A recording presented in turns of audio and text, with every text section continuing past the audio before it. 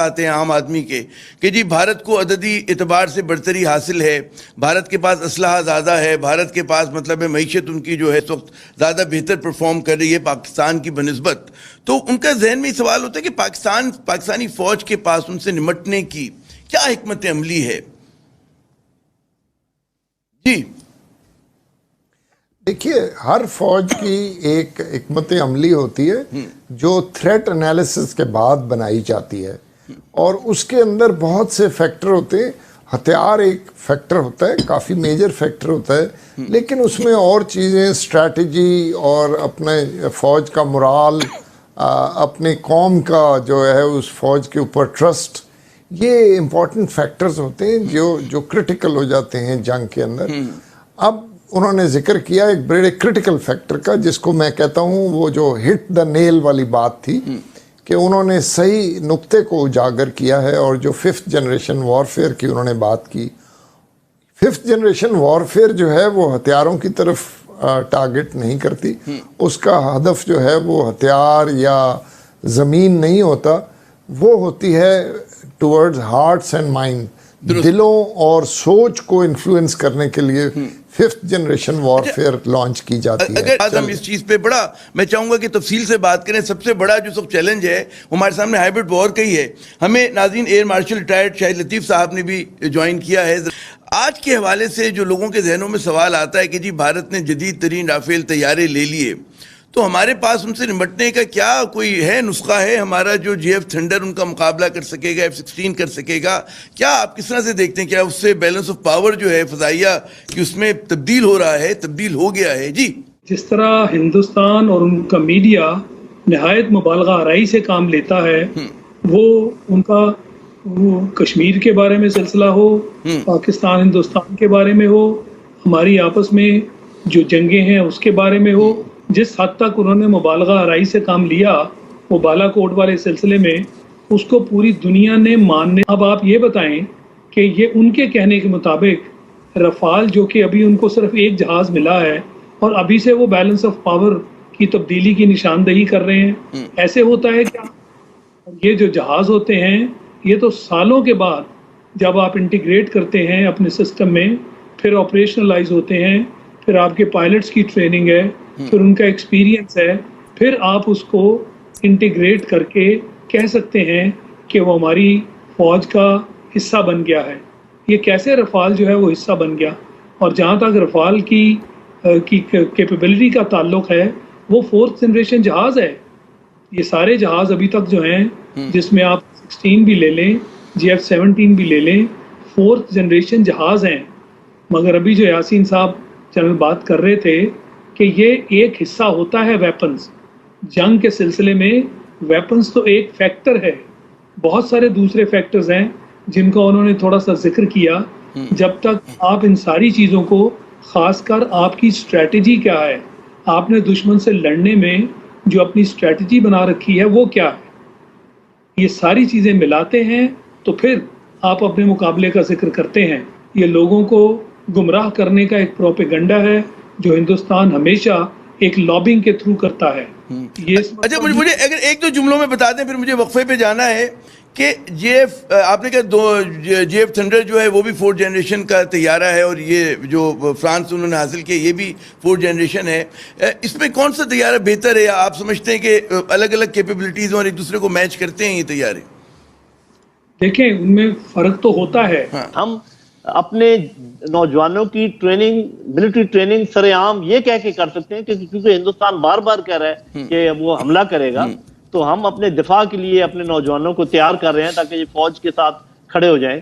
یہ کام ہم کر سکتے ہیں. اور جو ان کا میجر گریو روز کہہ رہا ہوتا ہے کہ ہم اس کو پیسے دیے اور یہ کروایا، اور ان کے پرائم منسٹر کہتا ہے کہ ہم حملہ کریں گے، ان ساری چیزوں کو لے کر جانا چاہیے.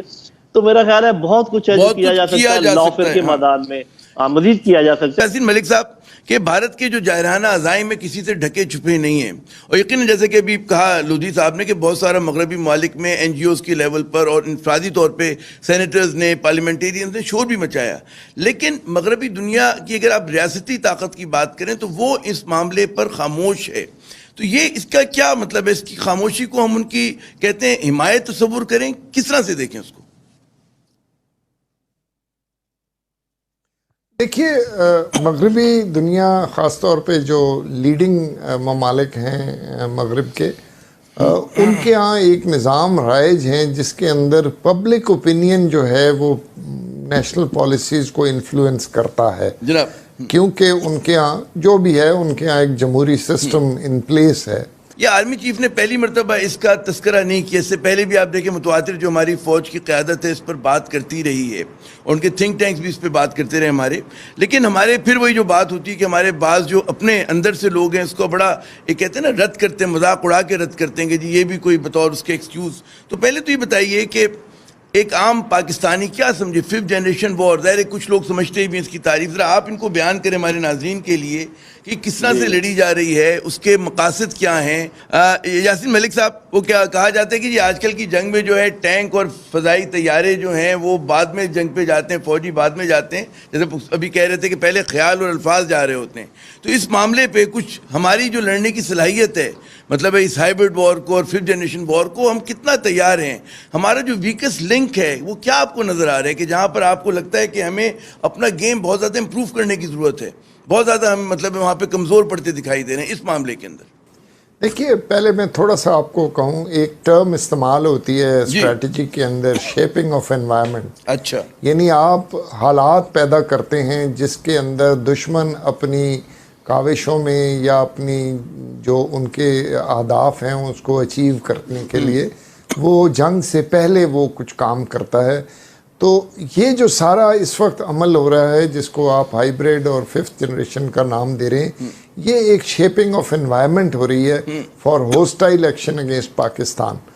اب اس کے اندر پری وار بھی ہوتا ہے، پھر ڈیورنگ وار ہوتا ہے اور پھر پوسٹ وار ہوتا ہے. مثلا 65 وار میں انڈین میڈیا نے یہ شور کرنا شروع کر دیا تھا، بلکہ خبر آ بھی گئی تھی کہ لاہور پر قبضہ ہونے والا ہے، فوجیں پہنچ گئی ہیں، اور پھر انہوں نے اتنے 1000 مربع میل قبضہ کر لیا. وہ ایک سائی وارفیئر کا حصہ تھا. سو یہ ایک بڑا امپورٹنٹ چیز ہے. دوسرا میں تھوڑا پیچھے جاؤں گا. جنرل لودھی صاحب نے کہا کہ یہ فوج اور عوام کے درمیان ایک خلا پیدا کر رہے ہیں. میرے خیال میں اس سے یہ ایک تھوڑا سا ایک سٹیپ آگے ہے. یہ اسٹیٹ اور پیپل کے درمیان ویج پیدا ہو رہی ہے، دل یا ان میں بے چینی اضطراب پیدا کیا جاتا ہے. وہ ایک لارجر پکچر ہوتی ہے اور جس کے اندر فوج بھی آ جاتی ہے، اور وہ پھر یہی کہا جاتا ہے جی یہ فوج تو جیتی کبھی نہیں، تو یہ کیا دفاع کرے گی وغیرہ وغیرہ. سو یہ تو رہا جہاں تک اس کا تعلق ہے. اب اس کو لڑنے کا کیا طریقہ ہے؟ ہمیں ایک انٹیگریٹڈ اپروچ بنانی پڑے گی. میں یہ شیئر کروں گا آپ سے کہ انڈیا میں جو یہ سارا سسٹم ہے یہ ان کے نیشنل سیکیورٹی ایڈوائزر کی جو کیا کہتے ہیں سربراہی میں را چلا رہی ہے، اور را جو ہے وہ ایک سویلین ایجنسی ہے جس کے اندر فوج کے لوگ بھی انکارپوریٹ کیے گئے ہیں. کلبھوشن اس کی ایک مثال ہے. سو لہٰذا بالکل لودھی صاحب نے صحیح کہا، ہمیں ایک انٹیگریٹڈ فیڈرل کنٹرولڈ ایک ادارہ بنانا پڑے گا جو اس سارے کو فوکس کے ساتھ کام کرے. آپ ہندوستان کو دیکھیں کہ ایک پروپیگنڈا کے ذریعے اس نے یہ دنیا کو اپنے ساتھ ملا لیا اور دنیا کو یہ ماننے پر مجبور کر دیا کہ پاکستان دہشت گردی کرواتا ہے اور نام پاکستان کا بدنام ہے. تو اس معاملے میں ہم بہت پیچھے ہیں. یہ جو لابنگ ہے، یہ جو نفسیاتی جنگ ہے، اس میں ہماری بڑی کمزوریاں ہیں. یہ بات بالکل بجا ہے کہ جو 5th جنریشن وارفیئر ہے اس کی ابتدا ہی نفسیاتی جنگ سے ہوتی ہے. یہ سوشل میڈیا میں دیکھیں، ہم نے کیا سوشل میڈیا میں کوئی ایسا سسٹم قائم کیا ہے کہ جس کے تحت بھارت کا جو پروپیگنڈا ہے اس کو کاؤنٹر کیا جائے؟ یہ وہ چیزیں ہیں جس کے اوپر ہمیں ایک اسٹریٹجی بنانا ہوگی. یہاں پر نعیم خالد لودھی صاحب ایک اور بڑا ٹرم یوز ہوتی ہے آج کل کے دور میں 21ویں صدی میں، سافٹ پاور. اور سافٹ پاور کا اظہار جو ہوتا ہے وہ موسیقی کے ذریعے ہوتا ہے، ڈرامے کے ذریعے ہوتا ہے، فلم ثقافت کے ذریعے ہوتا ہے. اور ظاہر کسی بھی اسٹیٹ کی، ریاست کی ہارڈ پاور کے ساتھ ساتھ جتنی سافٹ پاور مضبوط ہوگی اور وہ پھر اس چیز کو جیل ان کر جاتی ہے وہ آپ کی ہائبرڈ وار سے اور 5th جنریشن وار سے. تو کیا اسے ہم پاکستان اس معاملے میں بھی ذرا سا کمزور ہے؟ اس کو بھی مضبوط کرنے کی ضرورت ہے کہ ہم اپنا جو ہے کلچرل، جس طرح ایک بھارت نے اپنے کلچر کو ایکسپورٹ کیا اور ایک کہتے ہیں نا ڈارک انڈیا کو شائننگ انڈیا بنا کر پیش کیا، ایک بالکل کہتے ہیں نا جھوٹ، تو پاکستان کو بھی ضرورت ہے کہ اپنا کم از کم اپنا سیاہ جو ہمارا صحیح امیج ہے وہ ہم دنیا کے سامنے پیش کر سکیں۔ جی آپ نے یہ بڑے عنایت کی کہ آپ نے کہا ہم تھوڑے سے کمزور ہیں، میرا خیال اس میں ہم کافی کمزور ہیں، اور اس کا بہترین دیکھیں جب آپ اپنی ثقافت کو پیش کرتے ہیں تو اگر آپ اس کے اوپر ملمہ سازی نہ کریں اور کسی کی نقل بازی نہ کریں، مثال کے طور پہ آپ ویسٹرنائز ہونے کی کوشش اگر کریں یا کسی اور کی نقل اتاریں، بالی ووڈ کی نقل اتاریں، پھر تو آپ ناکام